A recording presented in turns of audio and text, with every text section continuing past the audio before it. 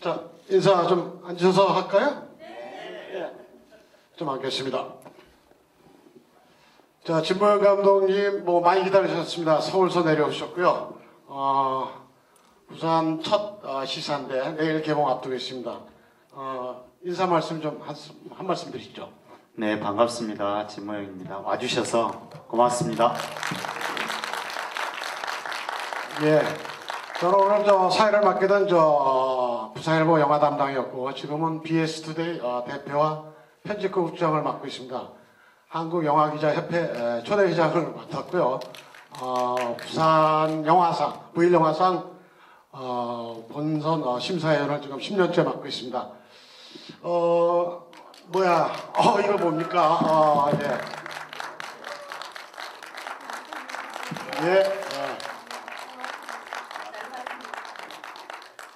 오늘 진모영 감독님이 8시 시사인데 한 4시 반쯤에 부산에 도착했습니다. 그래서 부산 지인들과 식사도 하시고 인사도 나누고 또 사인도 하고 사진도 찍었습니다. 자, 먼저 제가 한 5가지 키워드로 진모영 감독님과 일문일답을 좀 진행하면서 그리고 나서 객석으로 마이크를 좀 옮기겠습니다. 저희들한테 주어진 시간은 약 30분 정도입니다. 다음에 상영이 있기 때문에 그런데 제가 남바링을 좀 하겠습니다. 1번서부터. 자, 1. 마이크 주시죠. 예, 1. 자, 1에 대한 의미가 하나인데, 자, 이게 첫 번째, 정상을 밟은 거로 제가 알고 있습니다. 영화를 만들고 나서. 어떤 겁니까? 니마가 정상을 밟았죠? 네, 1등을 했죠. 예. 진모영 감독님을 영화계 충무로의 이름을 알린 작품인데, 일단, 니마 잠깐 얘기해 주실래요? 어떤 영화인지? 그 니마는 이제 제가 횡성에 계신 할아버지, 할머니의 두 분의 이제 러브 스토리를 만든 것이고요. 그걸로 이제 한국 이제 다큐멘터리 그리고 다양성 영화 부문에 이제 1위에 오르고 있는 작품입니다. 그래서 그 두 번째 작품을 하면서는 그 작품에 대한 부담들이 늘 작용은 하죠. 네. 예, 넘버 2의 2가 이제 두 번째 작품 그런 질문을 드리려고 했었는데, 자, 두 번째 작품이다 이거 올드마린보이 어떻게 출발했나요? 통영 가는 KTX 기차를 탔어요. 그 기차에 KTX 매거진 있잖아요. 거기에 그 머구리 잠수부들의 그 잠수병에 대한 기사가 2013년도 11월호에 실렸거든요. 그래서 그걸 봤어요. 통영 가는 기차에서. 근데 그 본 순간 그런 생각이 들었습니다. 이렇게 이제 청동 투구를 쓰고 큰 잠수복을 입고 배전에 이렇게 탁 기대어서 카메라를 쳐다보고 있는데 그 뒤에 이렇게 써져 있습니다. 30년 동안 가족들을 위해서 바다 해산물을 채취한 대가로 그는 두 다리의 자유를 바다에 내주어야 했다. 써놨더라고요. 이거 바로 우리 인생에 대한 이야기가 바로 이런 이야기고, 뭔가를 하나 얻는다는 게 반드시 뭔가를 하나 내줘야 되는 것에 대한 것들. 그래서 모구리들에 대한 이야기를 인생에 대한 은유로 생각하고 작업을 한번 해야 되겠다 생각이 들었어요.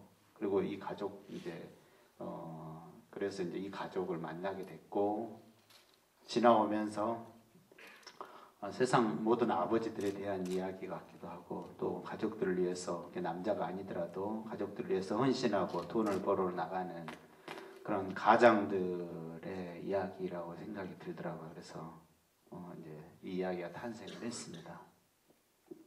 예, 제가 알기로는 지금 주인공 박명호 씨가 대파였다는 얘기가 있는데 맞습니까? 네, 맞습니다. 우연과 필연의 구분이 되지 않는 거죠. 이렇게 그때는 이제 그 장애인 머구리에 대한 이야기들, 그 잡지에 나온 그 출연자들을 해보고 싶었는데, 그 출연자가 잠수병이 깊어서 병원에서 퇴원을 못하는 거예요.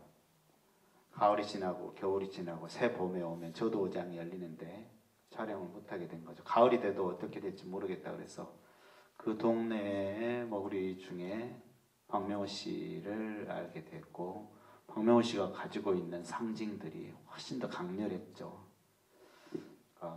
남과 북의 경계, 생과 사의 경계를 넘어온 그는 매일 다시 저승과 이승의 그 경계를 날마다 들어가야 되는 굉장히 상징이 강한 그런 운명을 가지고 있는 남자였던 것 같아요. 그게 그럼에도 불구하고 그가 그 두려움 속에서도 꿋꿋하게 물속으로 들어갈 수 있었던 여러 가지 이유들에 대해서 생각을 하게 됐고 그렇습니다. 그래서 박명호 씨가 됐고 그 이제 데이터라고 표현하면 박명호 씨가 섭섭할 것 같은데 필연적으로 박명호 씨를 만나게 될 운명이었던 것 같아요. 저에게는 저렇게 강하고 씩씩한 아버지지만은 그의 얼굴에서 소년의 얼굴이 남아있고 가족에 대한 헌신이 남아있는 그런 남자, 그런 아버지 상을 만났다는 게 감독으로서는 굉장히 큰 행운이죠. 네. 그렇습니다. 저도 그렇게 본 것 같고 이제 세 번째 키워드로 보면은 3 뭔가 할까 좀 궁금했었는데 전작이 굉장히 그 많은 관객들의 호응을 받았어요. 뭐 한 480만 어떻게 뭐 한 300만 생각하시는지 이번에 여러분 괜찮겠습니까? 예. 어떻게 생각하세요? 욕망은 이미 에베레스트를 올라갔지만 그 다큐멘터리는 매우 마이너한 세계예요. 이제 제가 이제 내일 개봉을 하게 되는데요. 니마는 한 160개 스크린에서부터 스타트를 했어요. 이제 이건 그것의 한 절반에 못 미치는 극장에서 시작을 합니다. 한 70개관 정도에서 이제 스타트를 하는데 너무 당연하게 시작을 한다고 생각하고 있어요. 그러니까 그때보다 스크린 숫자가 모자라서 섭섭하네 그렇게 생각하지 않고요. 모든 다큐멘터리 감독들에게 부여된 그런 숙명대로 스타트를 한다. 너무나 그 편안합니다 마음이. 그리고 그 숫자에 연연하지 않고 관객들의 마음에 가닿고 이 시대에 꼭 필요한 영화라고 한다면은 관객들이 보러 극장에 와줄 것이라고 생각을 합니다. 300만 이야기 하셨는데 3만만 해도 엄청나게 기쁘게 생각하고 그렇게 받아들일 생각입니다. 또 다르게는 다큐멘터리 영화 중에 수도 없이 많은 동료들의 영화들이 극장에서 관객들과 마주하고 또 자신이 만든 예술적인 작품들을 소통을 하고 싶지만은 창고에 들어가서 못 나오는 경우들이 많습니다. 그래서 저는 오늘 관객들과 만났지 않습니까? 그래서 출연자가 가끔 그 이야기를 해요. 감독님 언제 개봉합니까? 드디어 개봉을 하게 됐으니까 그 부담을 덜게 된 것 같아요. 네. 기분 좋습니다. 네, 박수 한번 쳐주시죠. 정말 창고 영화들 많습니다. 또 하나는 이 독립 다큐들은 5만이면 대박, 1000만 영화라는 표현을 또 합니다. 아마 그런 거에 대한 그 우회적인 표현.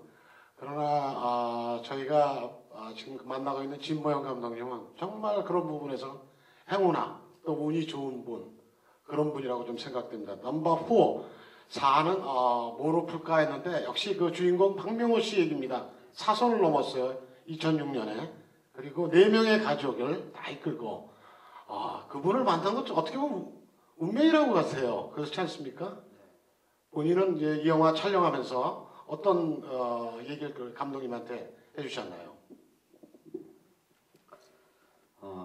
제가 영화 화면 안에 잘 안 보이는데 그 내 가족의 그 표현하고 내 가족을 상징하기 위해서 굉장히 잡스러운 짓을 막 했습니다. 이렇게 성게알을 까먹는 참새는 4마리고 부인이 횟집을 잘 안 되고 그 철조망에 매달려서 바다를 바라볼 때 바위에서 이렇게 이렇게 올라타 있는 갈매기도 4마리인데 맨 앞에 있는 갈매기가 바다로 들어갈 동 말동한 그런 장면도 있고 그런데 계속 가족들이 보였어요. 가족.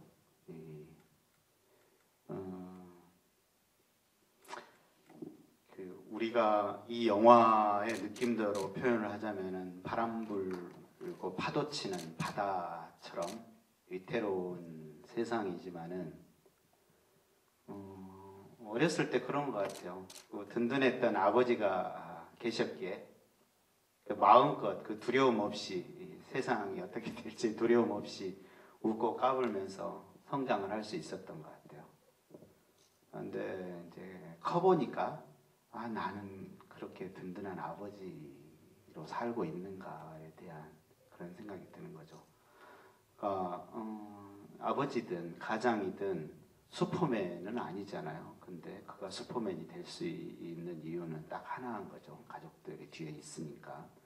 근데 그런 것 같아요. 가족의 가치들이 점점 이렇게 옅어져 가고 있지만은 모두가 다 자기 하고 싶은 것들만 하고 산다면은 가족이라는 건 유지될 수 있을까에 대한 생각들이 있죠.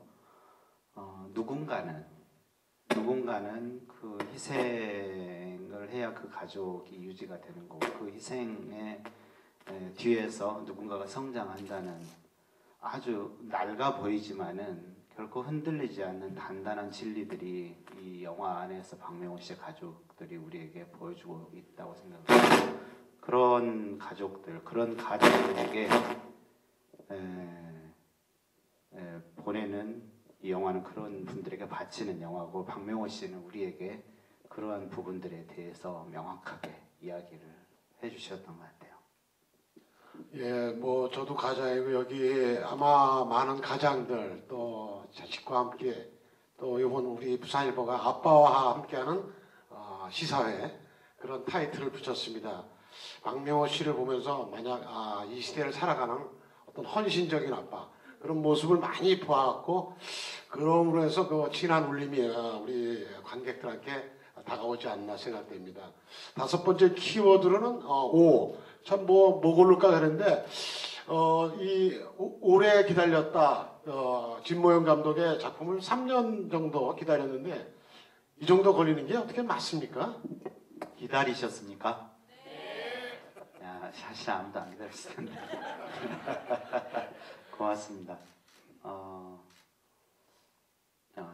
그 다큐멘터리들이 길게 찍기도 하고 어쩔 때는 또 짧게 기획해서 하기도 하는데요.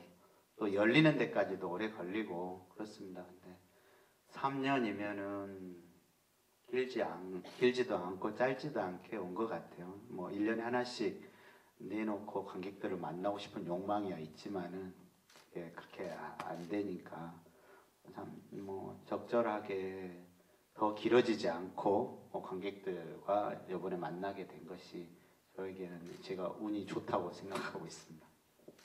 예, 뭐 3년이면은 아마 조금 저희들한테는 길어 보였습니다. 그래서 드린 질문이고 혹시 이어서 다음 작품 좀 구상이 되고 있는 게 있는지 또 부산과 좀 인연이 있는 것이 있는지 좀 듣고 싶습니다.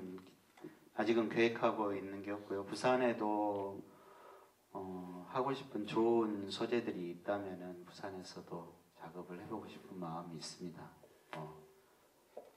제가 한다고 하면 아닙니다.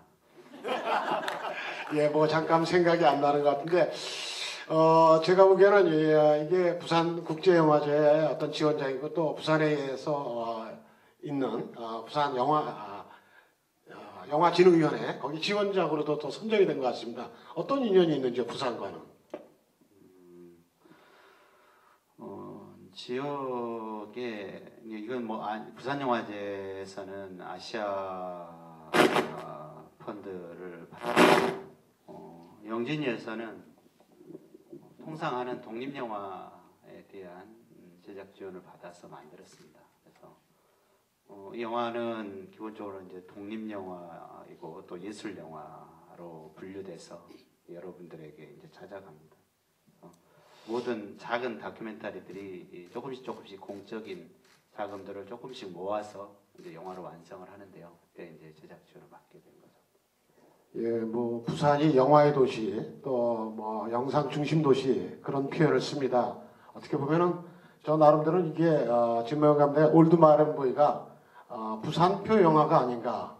바다가 있고 아버지가 있고 희생이 있고 또 영화가 있고 그래서 나름 저 부산표 영화라고 생각하는데 뭐 동의하십니까? 네, 막 갖다 붙이면 되는 것 같습니다. 부산 사나이 되게 그런 이야기 많잖아요. 저 부산 친구들도 많고 그런데 뒤끝 없고 화끈하고 한다면 하고 안 하면 그냥 안 하고 그러더라고요. 근데 그 머구리는 우리나라의 그 바닷가를 두고 있는 지역의 어떤 그런 성깔은 대부분 다 닮은 것 같아요. 네. 부산 분들도 바다에 대한 이야기들의 공감들이 많으니까 또 좋아하실 수 있는 부분도 많은 것 같아요. 예, 이게 당초 우리가 174석짜리 관이었는데 우리 CGV 측에서 고맙게도 235석짜리 큰 관을 주셔갖고 여러분들이 좀 널널해 보이는데 여유 있게 보시라고 그런 배려를 한 겁니다. 그러니까 지금 뭐 많이 빠져나갔나 이거 절대 그건 아니고요. 자, 마이크를 지금 플로어로 좀 돌려보내겠습니다. 질문을 있으신 분을 좀 질문을 좀 해주시고 누가 김성호 과장님 좀 마이크 좀 전해주시겠습니까? 혹시 플로어에서 객석에서 질문 있으신 분 손을 들어주시죠. 송우람 씨 어디 있습니까?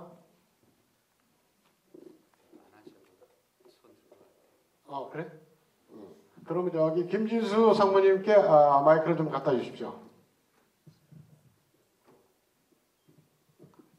저 부산일보 김진수라고 합니다. 네, 반갑습니다. 예, 영화 정말 감명 깊게 봤습니다. 처음에 제목만 보고는 조금 딱딱하지 않을까 했는데 보고 영화를 쭉 빠져들어가는 느낌이 저도 아버지이지 않을까 하는 생각이 드는데 제작하시면서 가장 애로웠던 힘들었던 상황이 어떤 게 있는 건지 궁금하네요. 말씀해 주십시오. 네, 배에서 똥말이 올 때 제일 힘들었습니다. 라고 이야기하면은 그런데 제가 육지에서의 촬영이 참 편했구나 그런 생각을 많이 했습니다. 똑같잖아요. 뭐 우리 이 일상을 이야기하자는 운동할 때 아침 5시에 일어났어요. 5시 반에 입수 막 이렇게 하는데 하루에 새벽에 나가서 8시간 동안 딱 배를 타거든요. 그러면은 물론 이제 날씨는 끊임없이 춥고 막 덥고 뭐 그런 상황들인데 배는 좁은 배에서 스태프들이 이분들하고 이제 어울려서 촬영을 하게 됩니다. 이 조그만 배에는 물론 화장실도 없고 맨 매연이 막 넘쳐오고 멀미가 나고 막 그러는데 거기에 이제 수중 촬영도 막 해야 되고 그렇죠. 근데 저는 이제 그런 이야기 많이 합니다. 참 힘들게 촬영을 하셨죠. 그렇게 이야기하면은 세상의 모든 촬영 현장들은 저희보다 훨씬 더 힘든 현장들은 많을 거라고 생각을 해요. 근데 저희가 이제 애로를 느끼는 건 이게 우리 사람들끼리만 하면 대충 이해를 하겠는데 이제 문어들이 이제 자기 액션들을 잘 해줘야 되는데 문어들이 큐 사인을 보내도 나타나지 않습니다. 수중 카메라맨이 가면 꼭 안 나타나고 아까 막 배 위에 막 큰 거 끌어올릴 때 있잖아요. 그때 이렇게 수중 카메라맨이 없을 때 막 그런 거 올라옵니다. 수중 카메라가 내려가서 있다가 못 찍고 이렇게 이제 올라와서 이제 장비 풀어놓고 앉아 있으면 그런 거 막 올라옵니다. 그럼 둘이 서로 사이가 안 좋아집니다. 네, 그래서 그렇게 마음대로 안 되는 것들 그런 것들이 제일 힘이 든다라기보다 스트레스 그런 것들이 많았고 또 그런 것들 장면들을 제대로 잡기 위해서 이제 쓴 시간들이 그래서 이제 3년이라는 시간들이 쓰여졌고요. 바닷속은 늘 동해바다 맑고 아름다울 것 같은데 전혀 그렇지 않습니다. 우리나라 동해가 막 수심이 맑고 깨끗하다기보다도 끊임없이 자연이 막 움직입니다. 어떤 포자들을 날리기도 하고 물고기들이 알을 낳는 철이 있고 그래서 촬영할 수 있는 날이 되게 제한적이더라고요. 그런 것들, 자연에 맞서는 게 아니라 자연에 의해서 우리가 그걸 그냥 쉽게 극복할 수 없는 그런 것들이 제일 힘이 들었던 것 같습니다. 곁들여서 하나 좀 질문을 드리면은 그 영상 중에서 문어 잡는 장면들이 많습니다. 특별히 그 고려한 부분이 있는지요? 문어 잡는 장면은 이제 뭐 저 장면 말고도 문어 잡는 장면은 굉장히 많습니다. 근데 저 문어들을 잡는 여러 가지 장면들마다 가지고 있는 어떤 상징들이 다 다릅니다. 매일 똑같이 배를 타고 나가고 물속에 들어가서 문어를 잡고 하는 것 같지만은 옷을 입는 모든 장면들이 다 다른 느낌들을 가지고 있고 물속에 들어가고 나올 때 하는 그런 것들이 어떨 때는 아주 활기차기도 하고 어떨 때는 매우 고단하기도 하고 그렇죠. 어쩔 때는 아들이랑 한 판씩 해야 되고 또 그리고 물속에 있는 문어들도 이렇게 그냥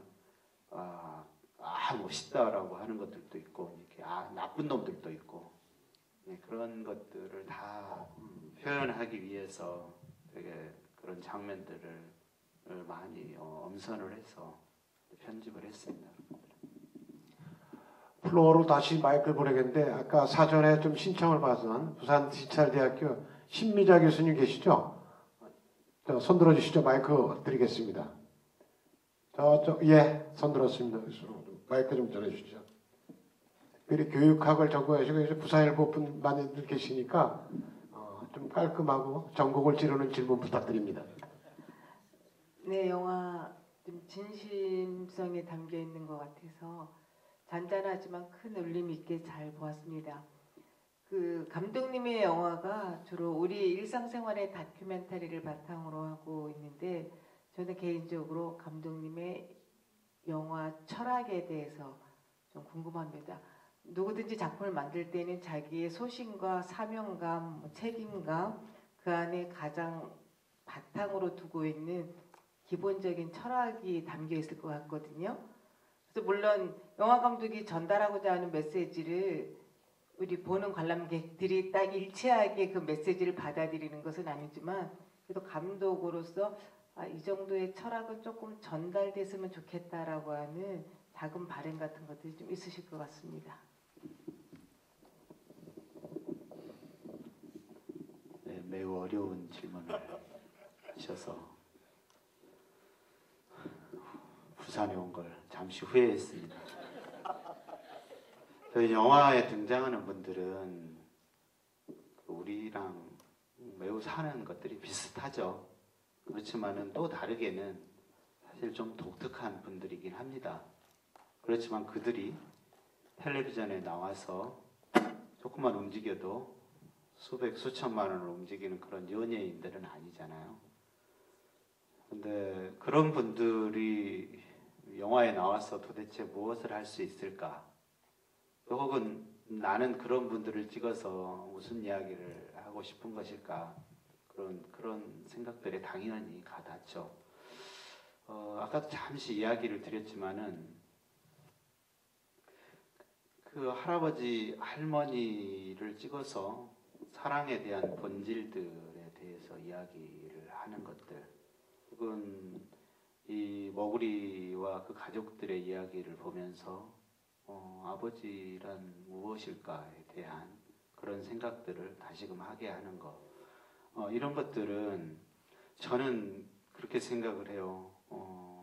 유명한 배우가 나와서 하는 극 영화보다 다큐멘터리에 등장하는 작고 평범한 사람들이 진심으로 진실성을 드러내서 하는 그러한 다큐멘터리는 훨씬 강력한 힘이 있다라고 생각을 해요. 그렇잖아요. 이렇게 아무리 위험한 장면도 이렇게 영화 보다가 주인공은 안 죽어 이렇게 그러면 힘이 팍 세죠. 근데 우리가 보는 다큐멘터리에는 그래 맞아, 저게 맞지, 우리도 할 수 있어, 저건 진짜니까 우리도 한번 생각해 볼 필요가 있어, 이런 것을 담고 있다고 생각을 해요.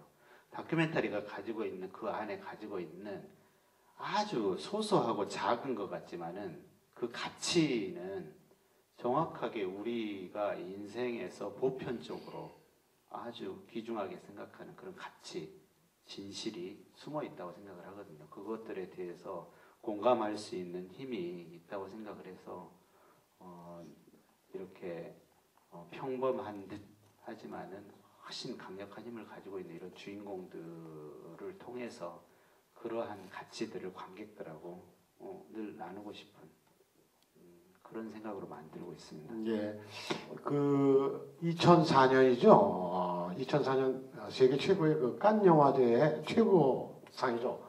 황금 종려상을 받은 건 그 화씨 9일, 화씨 9일이라는 다큐멘터리입니다. 당시 그 박찬욱 감독이 올드보이로 그 심사위원 대상을 받을 때 마이클 모어인가요? 마이클 모어 감독의 그 화씨 9일이라는 다큐멘터리가 결국은 세계 최고의 깐 황금종려상을 받았습니다. 그런 거 보면 다큐의 힘은 대단하다. 저는 그렇게 생각하고요. 다큐멘터리가 일반 상업 영화에서 뒤진다. 결코 그렇지 않습니다. 다큐멘터리 굉장히 힘 있고 진 감독님이 아마 굉장히 그 가슴 속에 또 많은 철학들, 여러 가지의 그 생각들이 우리 시대에 갖고 있는 여러 감독들보다 좀 차이가 있지 않나. 그런 것이 또 이 연출력, 다양한 그 표현을 해서 나와갖고 니마와 이번 올드마른 보이로 담겨져 있지 않나 저는 그렇게 생각을 합니다. 질문을 한두 번 더 받아야 되는데요. 시간이 사실 많지 않습니다.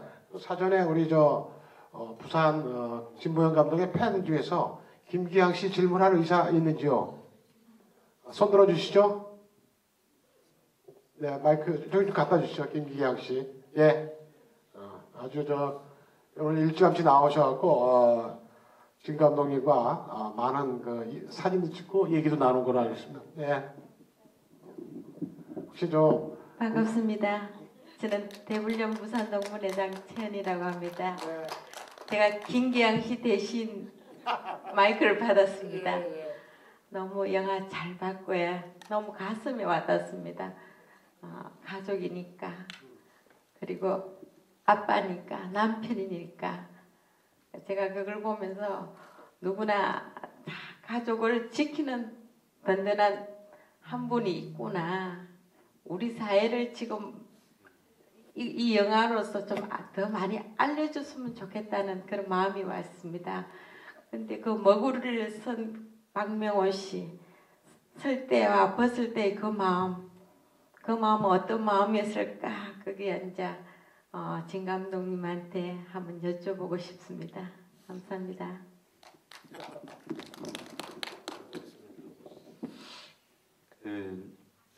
출연 다 비슷한 느낌들을 받을 거라고 생각을 해요. 이렇게 내가 남편이고 내가 아버지고 내가 남편인데 이렇게 이야기를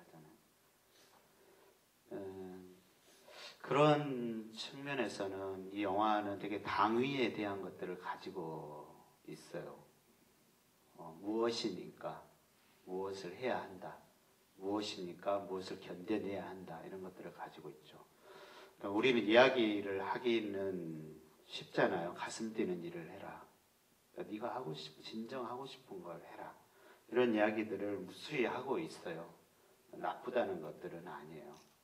그렇지만은 뭐뭐시니까 뭐뭘 해야 한다라는 그것도 또한 귀중한 가치라고 생각을 하거든요. 그런 측면에서는 이 영화는 되게 보수적인 영화인지도 모릅니다. 아버지고 남편이기 때문에 해야 되는 일들이 우리한테는 주어지는 것 같습니다. 그러니까 그 가치들이 분명하게 모든 사람들에게 필요한 부분들이 있다는 거죠. 저는 영상을 시작한 지 이제 20년 정도 되는데 한 15년 정도는 방송국에 쪽에서 위주 프로덕션에서 일을 했는데 지금 우리나라의 제일 큰 KBS와 MBC 노조가 공영방송을 회복하기 위한 파업을 한 지가 이제 60일이 가까워오고 있습니다. 근데 가끔 그런 생각을 합니다.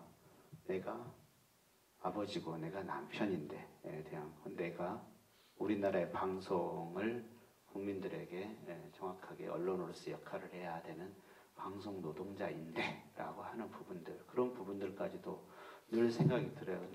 어떤 포지션에서 가장 정의롭고 정당하고 가장 희생이 따를 수 있지만 그걸 해내는 역할들이 우리 사회에는 꼭 필요하다고 생각을 하거든요. 그래서 박명호 씨가 우리에게 주는 그런 보수적인 가치들이 분명히 귀중한 부분들이 있다고 생각을 합니다. 예. 혹시 플로 객석에서 질문 꼭 해야겠다 하신 분 계시는지요? 예, 알겠습니다. 지난 2014년이죠. 2014년 니마 그 강을 건너지 마오라고 480만 명의 관객을 모았을 때 한국영화기자협회가 진모영 감독한테 올해 영화상 독립영화상을 수여했습니다. 당시 그 감독님의 어떤 답사로서 아주 유명한 말씀을 했습니다. 관객이 만들어준 기적이다. 이렇게 표현을 했습니다. 기억하십니까? 두 번째 작품입니다. 또 한번 기적 기대해도 되겠습니까? 예. 예. 저희한테 주어진 시간이 거의 다 됐는데, 마지막 같습니다. 이 영화가 1993년 릭배성 감독의 그랑블루, 두 젊은 두 남자의 바닷가에서 있었던 여러 가지 이걸 담은 그랑블루 같은데, 그래서 그걸 빗대서 한국판 그랑블루라는 표현이 있습니다. 영상 또한 굉장히 아주 아름답고 누구도 흉내낼 수 없는 그러한 작품인 것 같습니다. 부산 팬을 포함해서 전국의 올드 마린 보이를 기대하는 팬들한테 마지막으로 좀 이 영화는 어떤 영화고 조금 이 영화를 조금 많이 사랑해달라 이런 표현을 좀 해줬으면 감사하겠습니다. 지금까지 이 영화에 대해서 많은 설명을 다 드린 것 같고요. 또 사랑해 주시라고까지 다 말씀을 하신 것 같아요.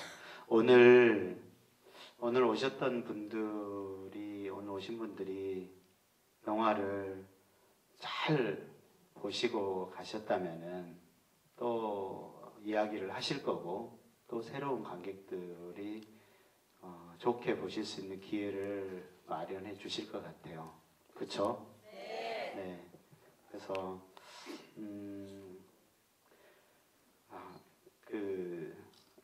영화를 내놓은 감독들은 최선을 다합니다. 내 영화에 최선을 다하고 내 영화에 출연해준 출연자들을 위해서도 최선을 다해야 하는 임무가 있는 거죠. 그래서 저도 이 영화를 알리기 위해서 부산에 왔고, 또 부산 외에도 수없이 많은 도시들을 또 다닐 거고 그러거든요. 그래서 영화를 알릴 테니까 부산에 오늘 보신 관객분들도 많이 알려주시고 그렇게 해서 그렇게 해주실 거죠? 네, 고맙습니다. 예. 자, 엊그제는 광주에서, 어제는 서울 여의도에서, 오늘은 부산에서, 내일은 신촌에서 계속 관객과 만나는 그런 행군을 해가고 있습니다. 우리 진모영 감독님의 두 번째 작품 올드 마린 보이 많이 사랑해 주시고, 오늘 이것으로서 관객과의 대화, 부산일보 아빠와 함께하는, 아버지와 함께하는 시사회, 그리고 관객과의 대화 모두 여기서 마치겠습니다. 여러분 감사합니다.